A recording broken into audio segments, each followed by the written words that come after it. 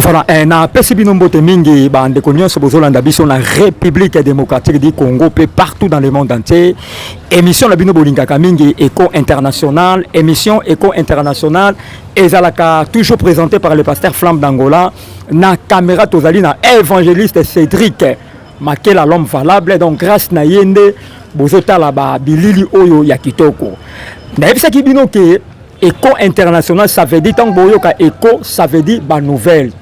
Tu yebisaki bino ndenge to telemi pour di bon tozo tambola pe to yokaki eko moko ya fondation moko en tout cas eza ko epate e bandi na Europe ti en Afrique vraiment zo tchapante likolo fondation Bethesda nde Écho International et là qui pété parce que soki nani alobaki aya awana République démocratique du Congo te tonga to landa kuna tina Paris président ya ONG oyo donc à tout à l'heure au mona yi to solana yi parce que a osala makama minene nde Écho International et luki pe zui awana Kinshasa asana ba séjour awa vraiment sali ba don makasi bon mona on a bilili donc sans plus tarder à ma gauche je suis avec mon invité du jour. Bonjour présidente Bijou Condé de Paris. Bonjour pasteur Flamme. Voilà, to sepeli to yamba yo mais na kosenga avant to banda émission mokona lelo maman Bijou Condé de Paris au sala ta prière pour na émission et les kamalamu ba o ba olandango bazala édifier. To bondela. Éternel des armées na commission pe na tondi yo papa. Wana yondo permettre biso na tango yo nzambe. Poto yebana kosolola masolo e kosunga biso pe kosunga bandeko mususu pena tiki bandeko nyonso bakolanda biso kati na émission oyo nzambe yebana kosunga pe kobatela na pesi nyonso kati na maboko na nzambe assister biso kati na sika oyo présence nous ala kati na sika oyo poto za nzambe na kimia pambola manayo sanjola manayo na nguya na kembo pe na lobiko tolobi amen. Amen. Tobeti maboko makasi sika oyo zali parce que on est dans la prière, il y a ouverture, il y a émission. Vraiment Nzamba pambola maman Bijou Condé de Paris. A sali prière, une courte prière mais ça et kangoli banebeli bazaki ya okangama. Voilà, na dédié émission oyo na Père Condé de Paris. Père Condé de Paris, aza déjà on a mabele a osa musala kitoko pe d'ici là. Milou les autres il y a 30 jours. Milulu et autres il y a 30 jours parce que entre ça la émission tozali na liboso ya bureau ya ONG Bethesda atomoni mutu akoti omone na image yeba ke aza bureau batu bazo kota batu bazo bima. Voilà maman présidente Bijou Condé de Paris idée nini ezola kiyo osalisa ONG liboso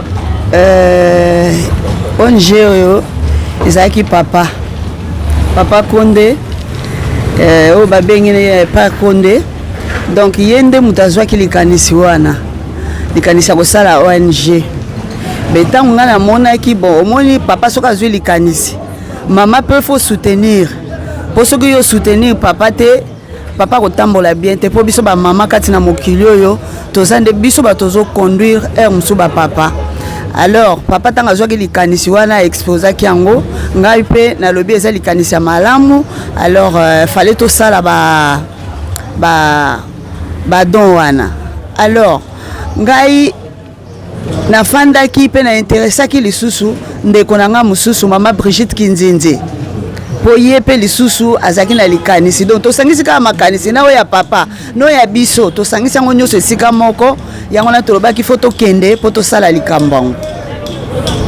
Voilà, je crois bana ya Bethesda Paris bana Bethesda na France bozolandanga na lobaki émission o ya lelo so moni na tangi kombo na yote seko kabarate so moni na tangi kombo na yote na émission o seki o kabakate wana nazomona mama Bibi Nchona mwasi ya pembe na Paris mama Bibi Nchona mwasi ya pembe na Paris na bi ke bose belé donc soko yoki kombo na oto za na France yeba ko kabaka na ote. Voilà présidente Bijou Condé de Paris ya ONG Bethesda na lobby tant yo lobby bo associé qui perd compte de Paris na initiative obino bozwa ki bo sangana est-ce que azalaki d'accord nango alobaki bon bo sala ou bien réponse nini favorable o ya pesa ko parce que bande ko nyos ba dans biso na monde entier bazana besoin ba yeba est-ce que a libérer ki bino abiki bo sala na bino na motema moko soit comment le ko les alaki makanisi na ye apesi biso ango biso pe to exposer o ya biso alors azalaki na ye d'accord to salango po ye aza sima na biso azolanda ka biso na nyos tozo sala donc guide eza ye soki ya lobi to posa ela boye to sali so tozong sa boye to zongisi mende biso vraiment tozwa ki vraiment likanisi wana ngana ndeko na ngai Brigitte Kinzenze. OK maman Brigitte Kinzenze nzamba pambola yo na initiative obozwa ki na Mama Bijou Conde de Paris vraiment eza initiative ya malamu nzambe vraiment aza na bino nzambe ya Père Conde de Paris aza na bino elongo voilà maman Bijou Conde de Paris obandaki musalango à partir ya poto kuna na France parce que yo fandaka no awate ofai na mboka ya poto kuna na France oumeli kuna so na lobi to monaki ba image obandi ko sunga batu kuna na poto pe awa pe to moni pe susu oye ozoke na ba orphelina ozotika biloko na ba église kutrolobate ozo sala makambo ya minene sikoyo tango pesa ka mbongo sikoyo revenu na yo za kanini osali dépense sikoyo revenu ya dépense oyo sali za kanini revenu ya dépense na ngai ezalaka nzambe po nzambe alobi fo tosunga baoyo bazangi nyonso wana apesi biso tanto ndengo tuni question ke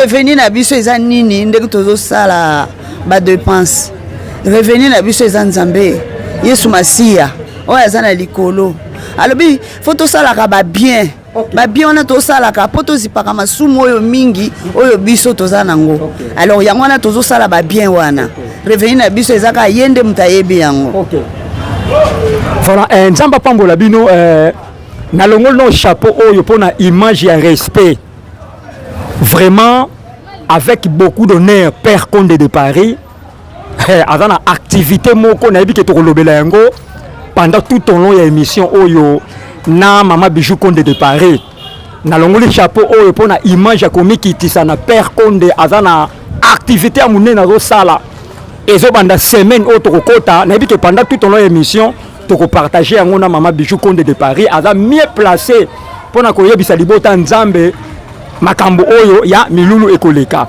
Mama Bijou Conde lobby moi-même j'étais présent na église Bethesda na Oswe c'était terrible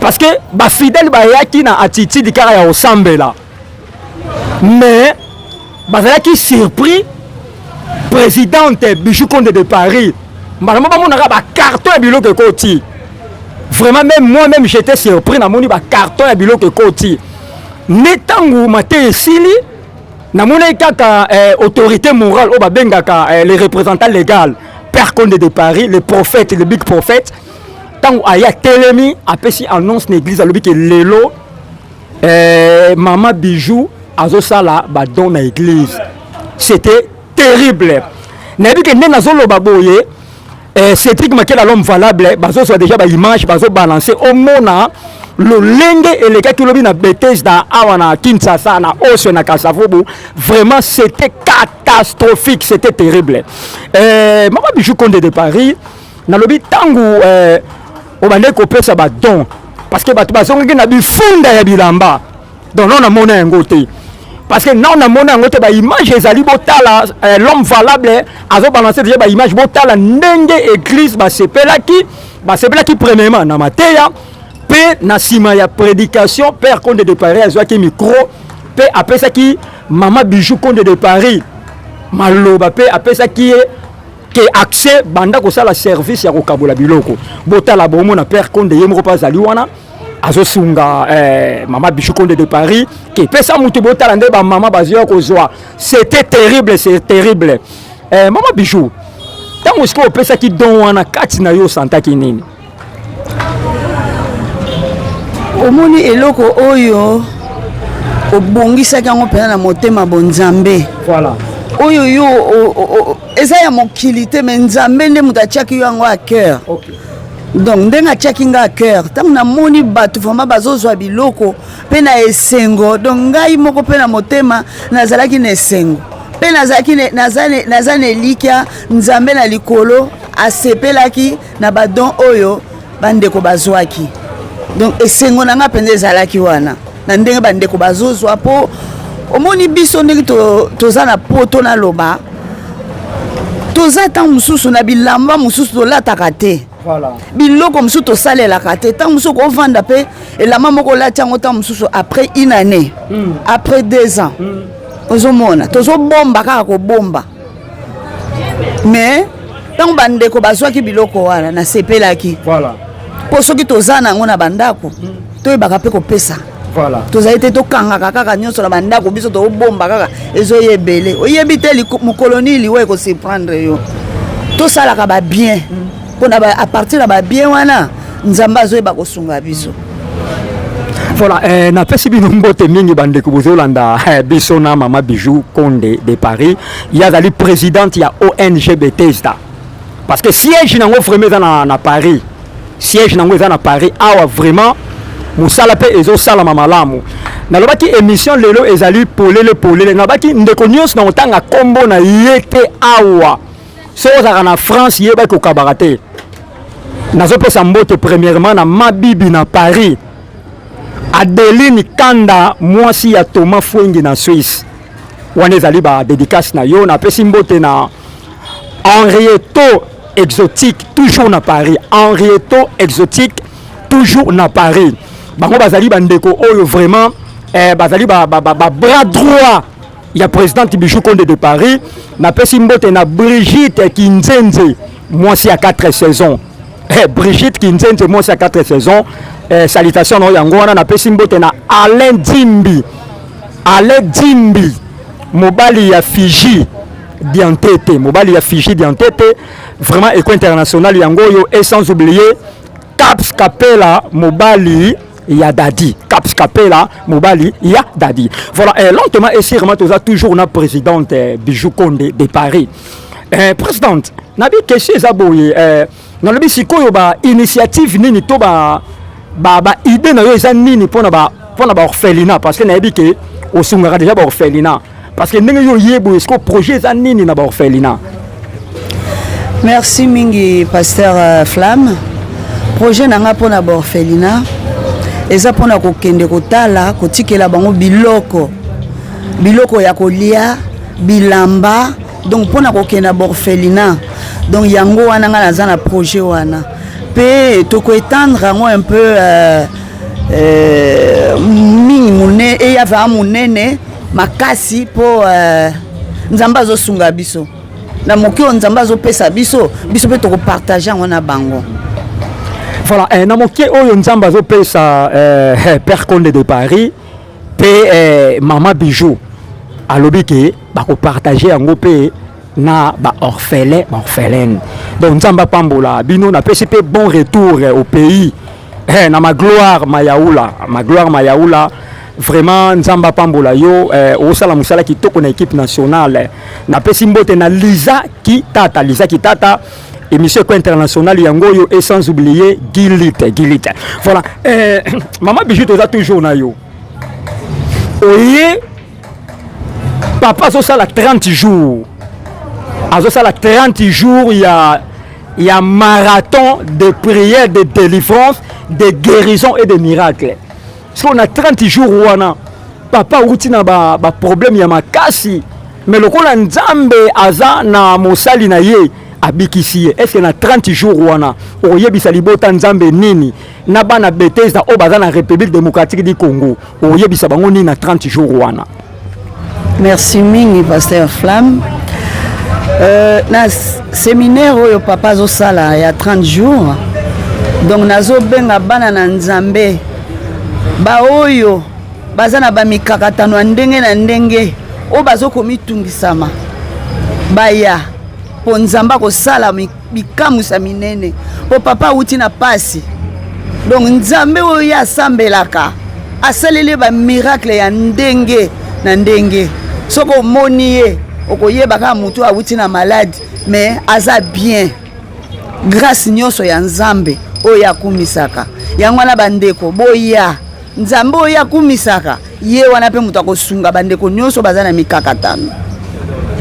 Amen. Voilà, je crois message et comme les bino donc séminaire ezobanda le 8 oyo donc ezatoza na 30 jours ya marathon de prière et de délivrance et de guérison miracle. Maman naebité na 30 jours wana ezaka papa akoteya ye mokoto ba sali mususu ba koya papa ko bengisa. Merci mingi. Papa koteya nanu ouverture kozala ya ye moko mutaosa ouverture ya séminaire wana. Okay. Après basali mususu bazali oyo bakoleka na sima ya papa. Ngai moko pe na koleka na sima papa. Ok, boye baki maman Bijou yemo pateaka parce que elle prêche très bien. Elle prêche très bien. Donc ça azoteya ozomona Mosakoli Konde katina yi. Donc ateya kaka le roi Mosakoli Konde.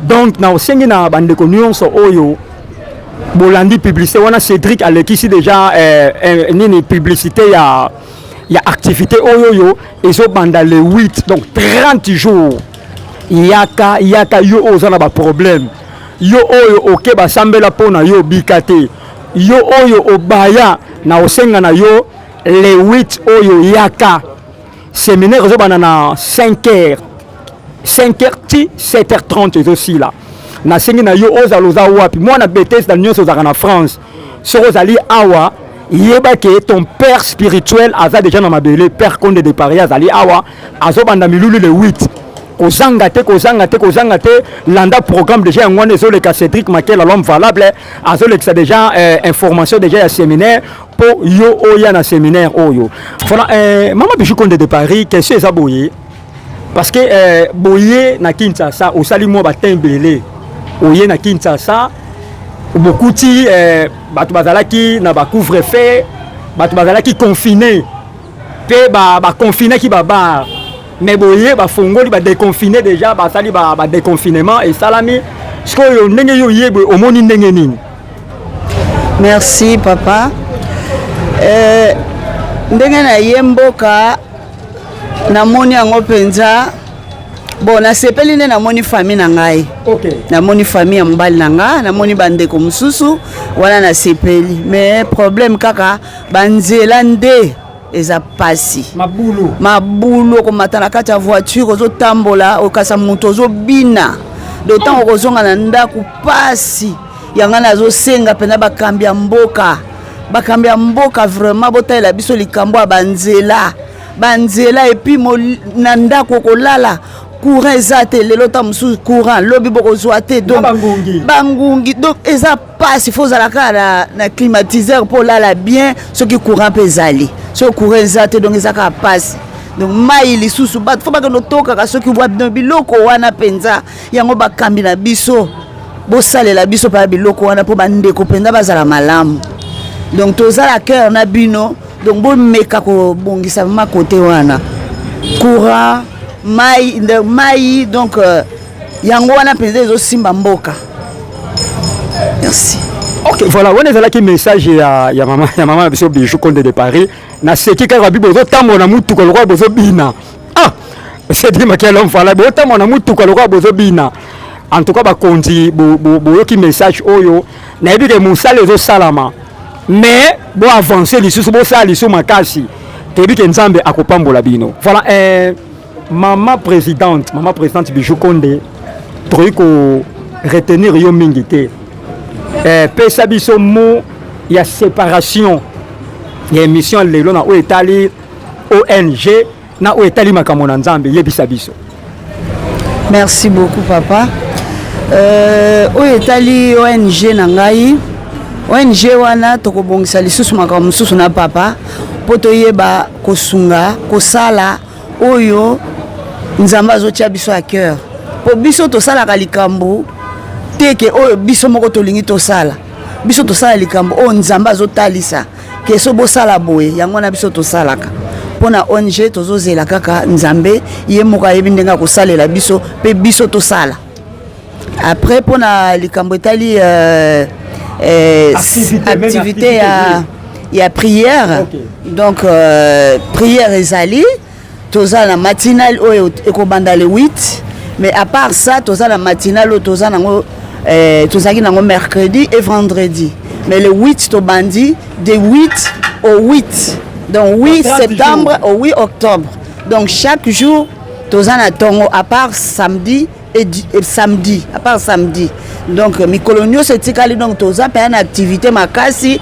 Donc bande ko penda nazo bondela nazo supplier. Donc o bazana mami kakatano o bazana ba problème boya nzamba ko eba ko sunga bino à travers mosali na ye bokomona loboko na nzambe.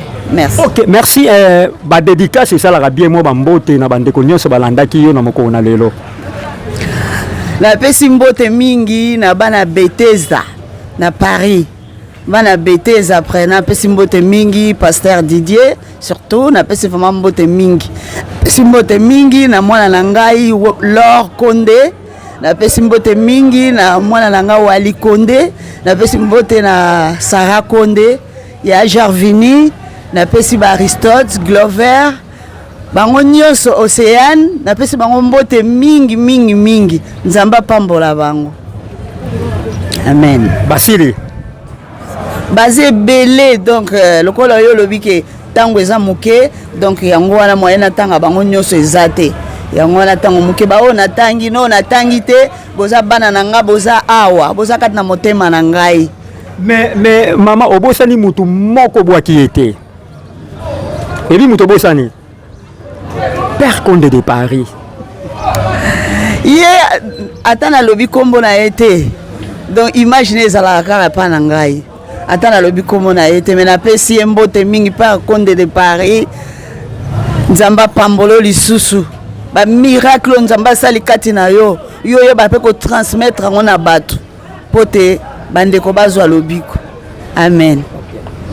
Voilà, toyamba ki présidente Bijou Condé de Paris. Il y a moi aussi à Père Condé de Paris. Donc to yamba ki na émission mo kona lelo pona to solo na makambo etali ONG na ye. Pe alobi yango parce que ezaka première tête au leka. Tant a okene na orphelinat bo mona lisu ba image. Parce que biso ezali preuve à l'appui. Bo mona ba image et au leka wana. Voilà, na micro c'était votre humble journaliste le pasteur Flamme d'Angola. Na caméra tozalaki na évangéliste Cédric Makela l'homme valable. Na pesi mbote lisusu na Angèle Nzimbi et sans oublier Edith Massamba wana na Paris parce que na baki mwana nyonso ya Paris kuna na France oyo ki kombono a te soko kabarate na pesi su mbote na Yamukolo JP salutation no yango wana na pesi mbote na Orline Nzenza nzamba pambola yo na pesi mbote na Magloire Mayaoula. On a la star ya Congo vraiment capitaine équipe nationale Magloire Mayaoula nzamba pambola yo abondamment parce que tolobaki liste ezali na pesi mbote na Yvette Mbia na Paris toujours et sans oublier Olga Mbimba toujours na Paris et sans oublier Bernadette Nzeza Asso toujours na Paris. Pena opesa so mbote na mama Bibi Nchona moi si Pembe toujours na Paris. Na pesi mbote na apôtre Idi Amin linzoki mbombo char dédié na pesi mbote na ba avocat maître Idi Amin, maître Pengu, maître Daniel Tumba, pe mon avocat Kambez. Nzamba pambolo na pesi mbote na Vinciane Kouke, na pesi mbote na Mifilu Kaya, na pesi mbote na Pasteur Tetendaya, na pesi mbote na Erkeli Photo Shalom Koumassé na Paris. Na pesi mbote na Tonton Maya Petita et sans oublier Tonton Massamba Lilian Timba. Wana ba salutation na bino wana e full boss mambote wana kana Paris. Donc moi na nyonso ya Paris so yoki libanga na hote yebake ukabaka na hote. Parce que mutu nyonso yoki ayoki libanga wana c'est kakabaka. Na osu saka libanga oyo na Père Condé de Paris. Père Condé de Paris yo ya kaka le 8 wana. Ya kaka le 8 wana ti le 30 30 jours wana yo yaka au moins ba miracle ya bonzambe ya forcer te o ezaka déjà kati na ye. Père Condé de Paris, Nzamba Pambolaye, Aoumela, Bana Bethesda na Paris, Bana Bethesda awa na République démocratique du Congo, Nzambe Apambolayo, na Pesimbote na Bande Konyos Bolanda Kibiso na émission Lelo évangéliste Ange Mwamba l'ambassadeur. Ciao.